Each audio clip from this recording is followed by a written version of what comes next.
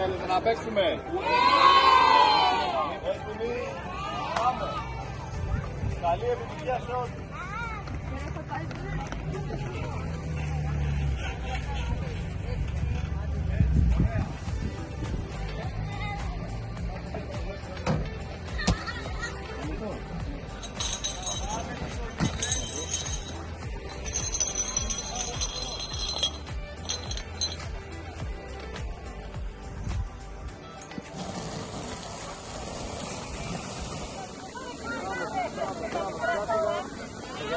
Μπράβο.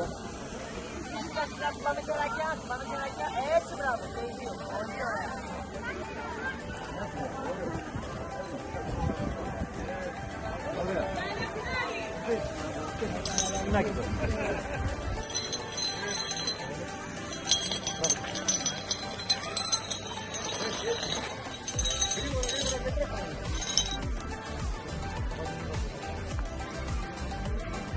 Από πίσω θα φύγετε. Δυνατός Οδυσσέα.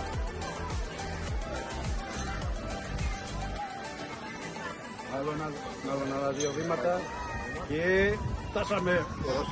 Πάμε. Πάμε, καλά πάμε. Είσαι ωραία. Είσαι δυνατή, καλά το πας. Άλλο ένα βήμα και φτάσαμε.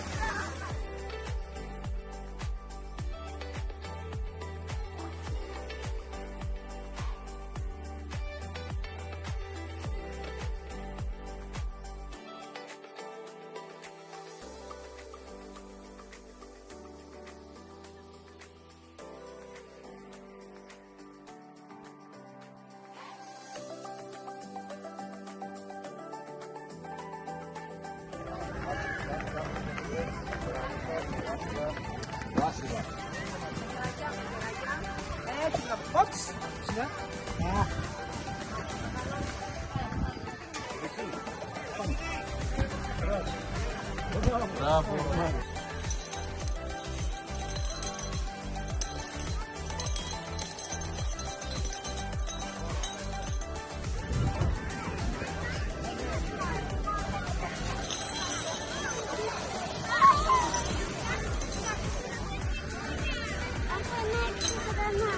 Πόσο είσαι? Τόσο μεγάλος. 6 χρονών.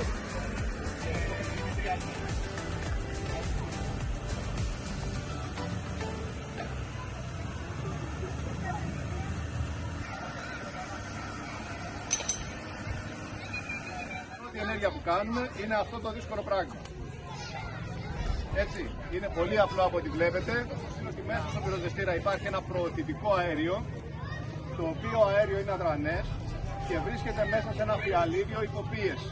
Αυτό το αέριο που βρίσκεται υποπίεση ανακατεύεται με τη ξηρή σκόνη που βρίσκεται εδώ και έχει το βάρος, τα 6 κιλά, και αυτό είναι έτοιμο να κάνει κατάσβεση. Είναι χρήσιμο όμως πάντα να υπάρχει αυτή η πρώτη φορά για να καταλάβετε ότι με ένα πυροσβεστήρα και με 2-3 δευτερόλεπτα μπορούμε να κάνουμε κατάσβεση μιας πραγματικής πυρκαγιάς.